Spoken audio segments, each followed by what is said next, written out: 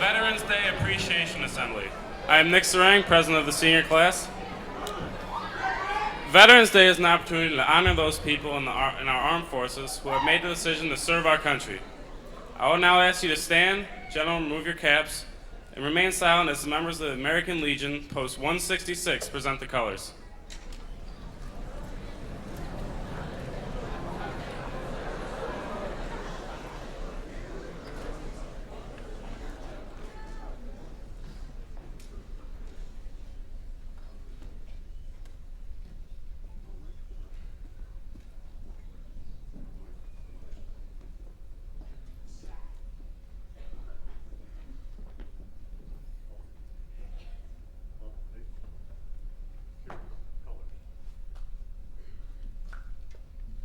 Will you now join me in the Pledge of Allegiance and remain standing as the United States Air Force premier big band jazz ensemble, the Falconaires, lead us in the national anthem.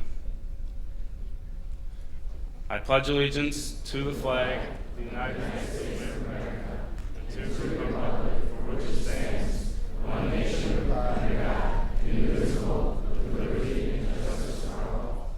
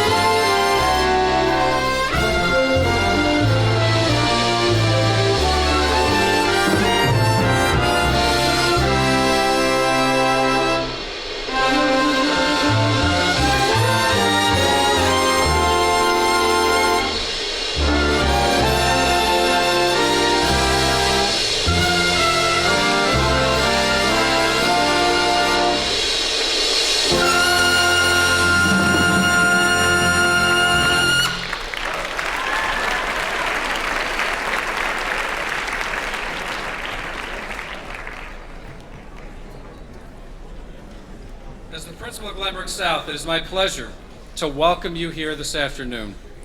I was raised in a military family, and it is my honor to reflect on all that our veterans and their families give as they serve.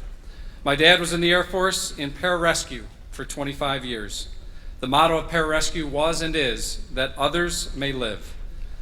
Watching him through my years of growing up taught me a valuable lesson of service above self, which we reflect on today. We are fortunate to have our veterans from our local American Legion posts in our midst, and I would like to take this opportunity to introduce each of them to you. As I introduce you, please stand. Please hold your applause until I have introduced all of our veterans with us today, and we will give them a round of applause. William R. Bickley, U.S. Army, served from 1946 to 1947. Wayne Carley, U.S. Marines, 1971 to 1995. Robert W. Daler, U.S. Army, 1948 to 1955. Stephen Girth, U.S. Navy, 1969 to 94. Lloyd Keene, U.S. Marines, 1963 to 1969. Donald Long, U.S. Army, 1951 to 1952. Marsh Mousset, U.S. Army, 1943 to 1946.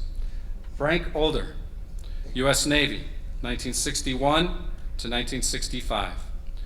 Orville Powell, U.S. Air Corps, 1943 to 45. Arthur Rento, U.S. Army, 1942 to 45.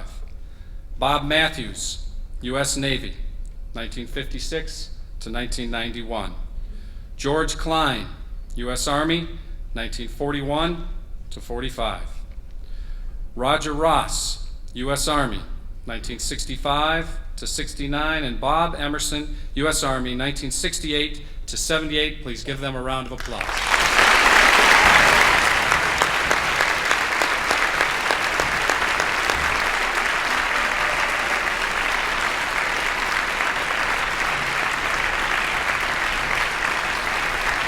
Please remain standing.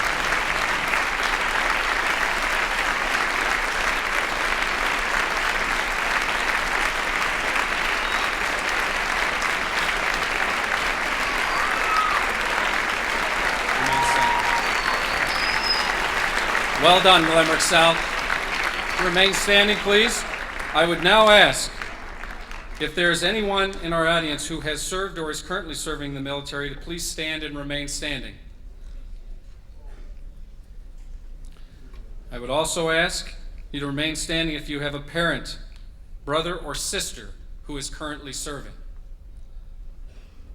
And finally, please stand if you have any family member, uncle, great uncle, grandfather, or friend who is currently serving or who has served.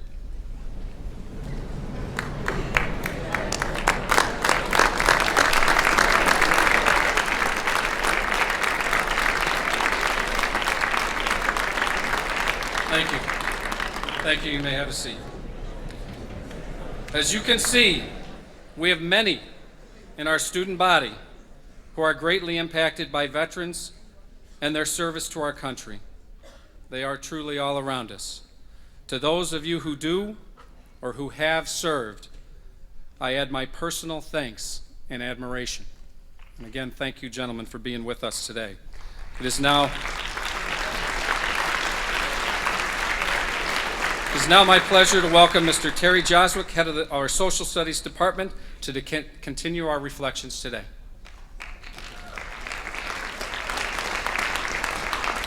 Thank you, Mr. Wegley. 2 weeks ago, I had the opportunity to spend an evening in Washington, D.C.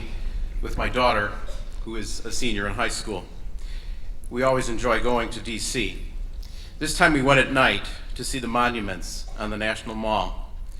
We saw the new World War II memorial, which was dedicated in 2004. Neither of us has seen it before, and it's quite a remarkable memorial to the 12 million men and women who served during World War II and to the 40,000 who lost their lives in that conflict. We then went on to the Korean War Memorial. Maybe you have seen it. It's 19 stainless steel statues of soldiers on patrol. It was quite eerie to look at that particular memorial in the night and to reflect on their service during the Korean War. Then on to the Vietnam Wall Memorial, one of the most dramatic memorials on the National Mall, with 58,159 names etched in the polished black granite. Then a short walk near that memorial to the Vietnam Nurses Memorial, a particularly powerful graphic depiction of self-sacrifice.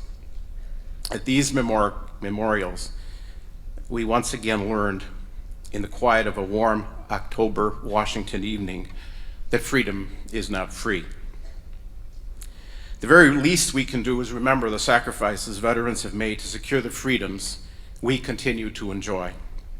It is important to find appropriate ways to honor their service and to demonstrate our thankfulness. We can do this with parades and speeches or with musical performance. We can also do this by knowing something about the very specific service individuals rendered beyond what is known in the history books. And with that, I'd like to say that I'm very proud that there are some students at Glenbrook South who have found a very interesting way of honoring the service of veterans. At this time, I'd like to introduce GBS senior Phil Saylor, who will tell you about a project that he and a few classmates are involved in. Please join me in welcoming Phil Saylor.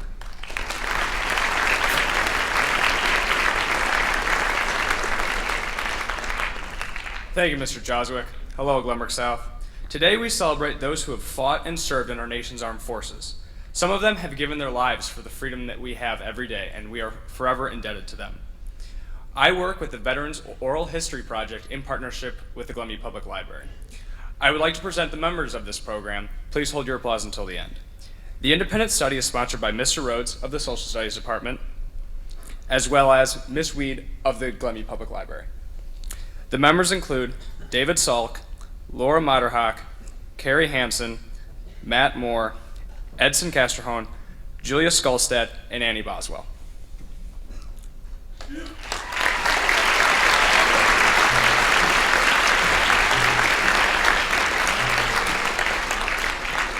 When you think of social studies, you think of history. And when you think of history, you think of the past. How can knowing about our past better our future? Well, especially on this day, the past matters a great deal. The veterans that we interview bring a level of passion and individuality that we cannot get from staring at words in a textbook. Feeling the emotion that they feel and learning about the hardships that they had to endure gives us a new perspective to everybody involved in the program. It aids us in looking more positively to our future and making sure that we know the important lessons that history has to teach us. Some of the veterans that we have worked with have graciously volunteered to visit Glenbrook South. Mr. Bob Matthews, Mr. Frank Older, Mr. Arthur Retto, Mr. Emerson, Mr. John Crawford, and Mr. George Klein have all served in our Armed Forces Center here today. We are further indebted to Mr. Klein because he has graciously offered to give a few words to us this afternoon. Mr. Klein was born in Detroit, Michigan, served in the Armed Forces as a member of the U.S. Army in World War II, and rose to the rank of second lieutenant. He served both at home and abroad in Europe, where he participated in the Allied campaign in France and Central Europe. He was also one of the first to land at the beaches of Normandy, June 6, 1944.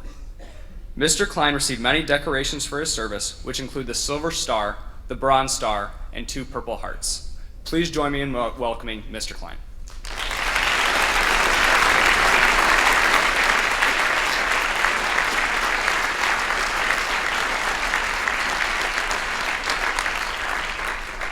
Thanks, Bill. The occasion we celebrate tomorrow once was called Armistice Day. It celebrated the end of World War I in 1918, roughly 90 years ago. It is now called Veterans Day, to honor all those who served this country during World War II, Korea, Vietnam, and the present conflict. That was 65 years ago for World War II. We mostly honor, however, those who gave the last full measure of devotion and did not return. I volunteered to be one of the 12 million who served in the armed forces during World War II. I was in the Army for about 5 years. I spent 2 years in Europe. I was privileged to be a member of the 2nd Ranger Battalion, and I participated in the D-Day landings at Pont du Hoc. I was twice wounded, but I'm here today. In combat, one quickly learns to depend upon others. I also learned, follow me. Today, that's called setting an example. Let me digress. You know what they say about volunteering? You keep your eyes and your ears open, keep your mouth shut, and don't volunteer for anything. That's wrong. That's for followers. Be a leader. 2 things will happen when you volunteer. First of all, you will surprise the people who are asking for volunteers. And second, you will learn something every time you volunteer. You will gain knowledge. And don't forget, knowledge is power. Look for opportunities to help your fellow human beings. When you volunteer, you are providing a service to the immediate world. Today, you may be doing your homework, or you may be tweeting on Twitter. Tomorrow, you will be deep into your chosen careers, be it professional, information technology, politics, public service, maybe even the armed forces, whatever else you choose. But in 15 short years, you will be ready. You are the future. So, you up-and-coming leaders of America, I salute you. Good luck and Godspeed.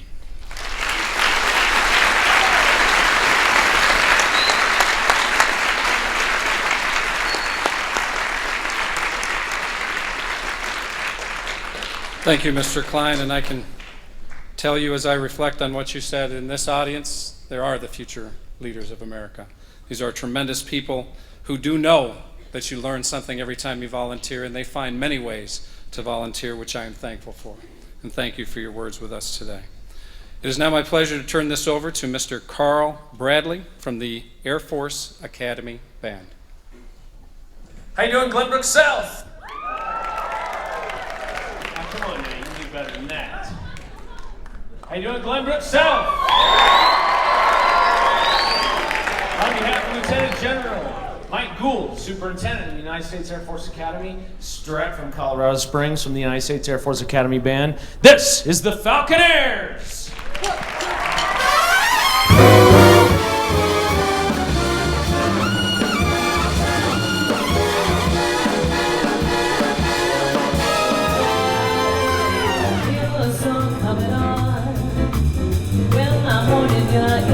Victorious, happy and glorious.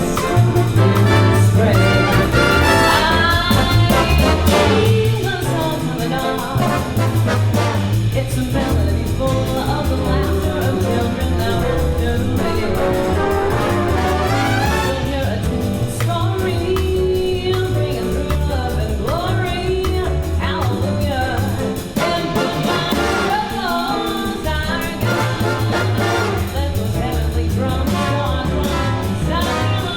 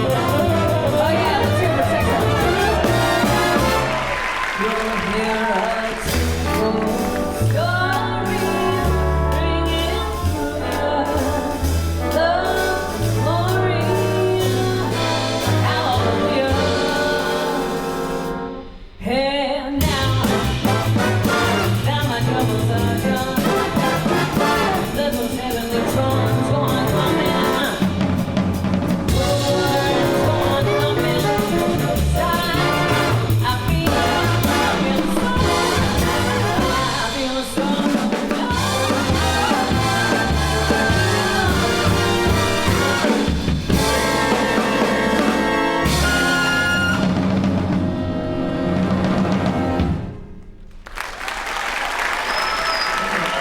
Tech Sergeant Chrissy Salmore. And over there on the 10 sacks, Tech Sergeant Jeff Torres. How's everybody doing? Yeah. You got out of class. All right. Well, this next piece we're going to do for you was commissioned by the band for the Monterey Jazz Festival a couple years ago by a native Japanese composer. And she grew up with knowing that her grandparents sort of didn't like America very much. And so she wrote this sort of just to celebrate the freedom that was shared from America to Japan in World War II. And she simply calls it Sharing the Freedom.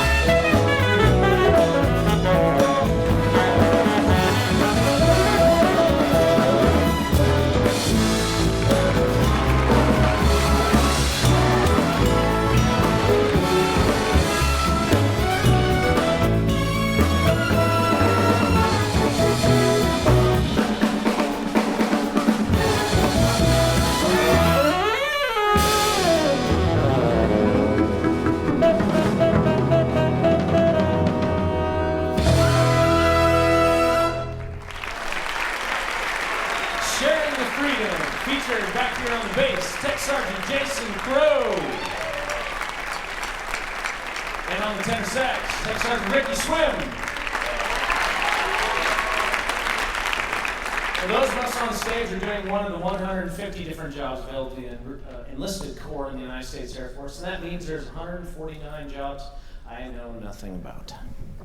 Anyway, if you're interested in one of the enlisted jobs, please talk to your local Air Force recruiter. The next gentleman I'm going to introduce to you is studying one of the 100 different career fields available to the Officer Corps at the United States Air Force Academy in Colorado Springs.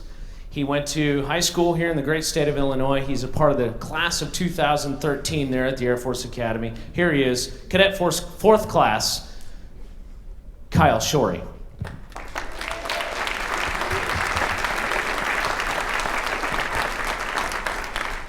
Hi everyone, how are you doing tonight? Or today? I was really enthusiastic. Wow. There you go, good music. Enjoy it. Like you said, I am Cadet 4th Class, Kyle Shorey. Cadet 4th Class means freshman. I actually grew up in Libertyville, Illinois, just down the street, Libertyville High School. Fun time, don't hold it against me. It's fine. At the academy, I've been there since graduated in May, June, left late June for boot camp, been there about 6 months now. And I gotta tell you, I have accomplished some of the coolest things I never thought I would. And that is only the beginning of it. I have 4 more years to do incredible things, and then my time in the service. I cannot wait. Why I joined the service? It sounds a little bit cliche, but I really wanted to be a part of something that was bigger than myself. And everything I do now, whether it's homework, whether it's marching, anything like that, you got a purpose now. You say, I'm serving in the United States Air Force. It really brings a lot of importance and just pride in everything you do. I love it. It's definitely a challenge, but it makes it worth it. I'll be down here in the corner if you guys have any questions about the academy. I'd be happy to answer. I'll give you my information, email, cell phone, anything. I'd be happy to talk to you.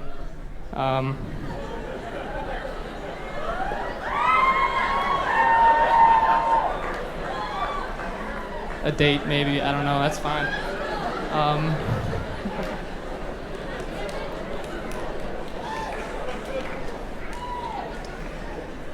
But yeah, come find me after the show.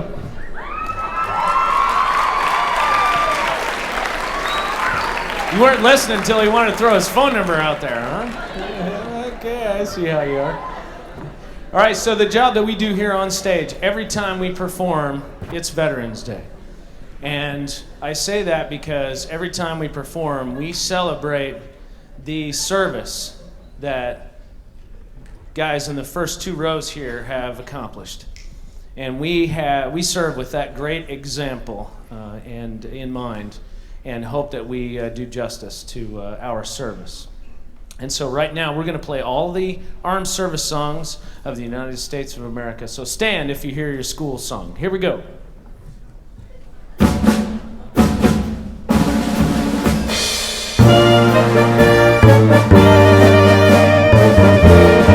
The United States Army.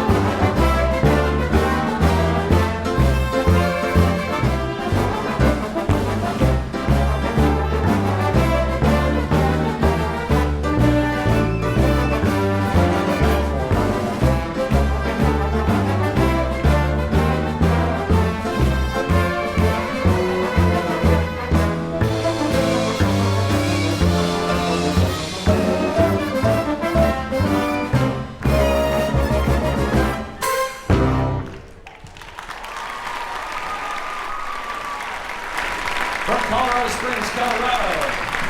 From the United States Air Force Academy Band, this is the Falconaires.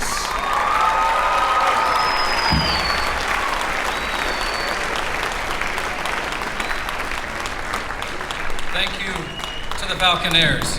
Having brought the sound of big band jazz to audiences for over 50 years, these men and women traveled the world and play a major role in cultivating our national heritage through our only indigenous music genre, jazz. Let's hear it again for our Falconaires.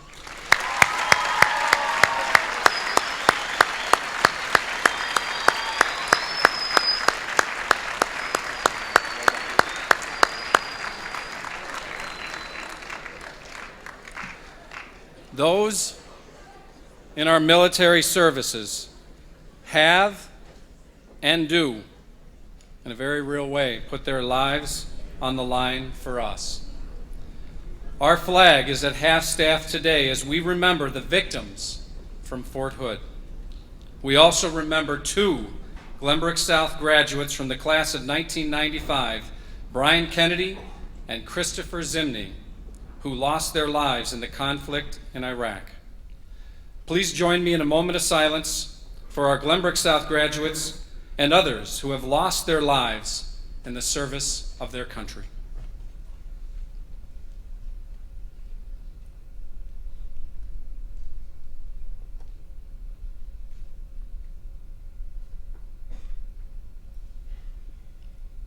Thank you, Glenbrook South. We will conclude our assembly with the Glenbrook Symphony Orchestra and a piece of music composed by Aaron Copland's Lincoln Portrait, celebrating the bicentennial of Abraham Lincoln's birthday. Today's narrator is Dr. Jim Shellard with the Glenbrook Symphony Orchestra, conducted by Mrs. Kristen Wagner.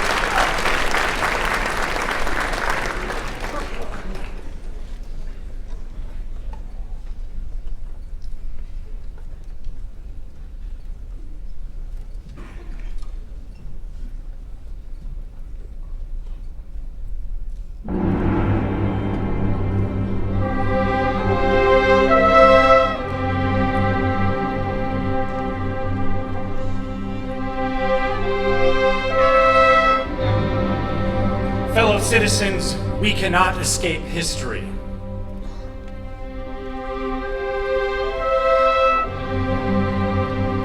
That is what he said. That is what Abraham Lincoln said.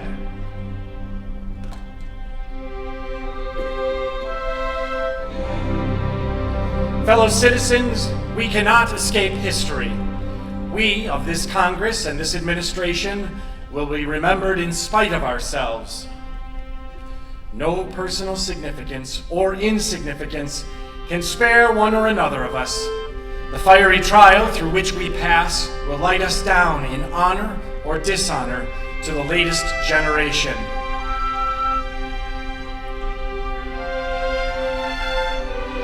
We, even we here, hold the power and bear the responsibility.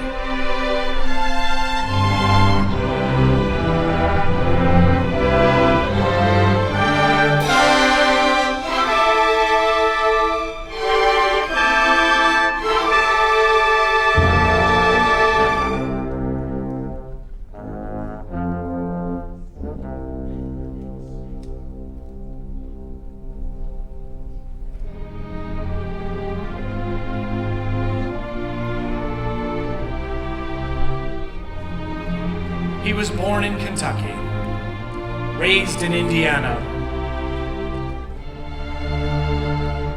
and lived in Illinois. And this is what he said: This is what Abe Lincoln said.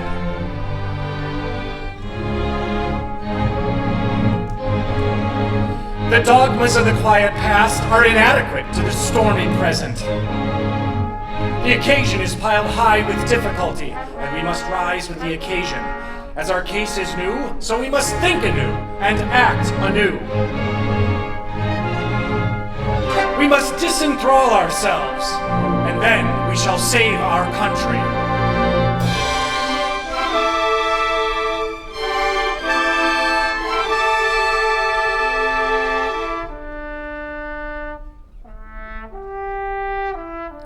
When standing erect, he was 6 feet 4 inches tall, and this is what he said. He said, "It is the eternal struggle between two principles, right and wrong, throughout the world. It is the same spirit that says, you toil and work and earn bread, and I'll eat it, no matter in what shape it comes. Whether from the mouth of a king who seeks to bestride the people of his own nation and live by the fruit of their labor, or from one race of men as an apology for enslaving another race, it is the same tyrannical principle."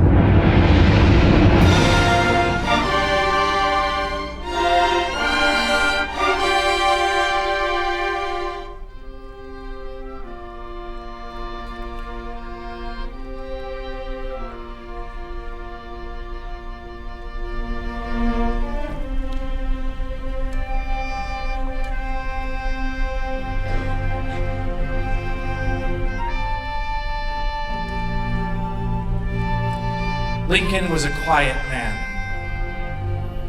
Abe Lincoln was a quiet and a melancholy man.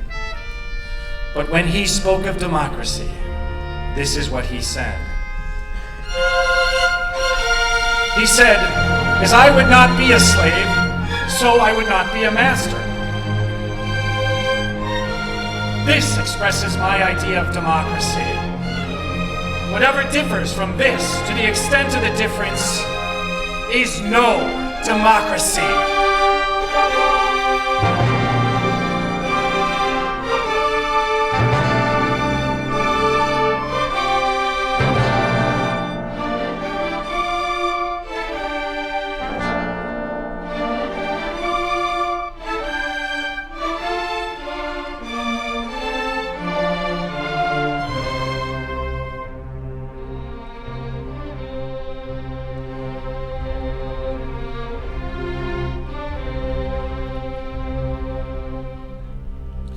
Abraham Lincoln, 16th President of these United States, is everlasting in the memory of his countrymen.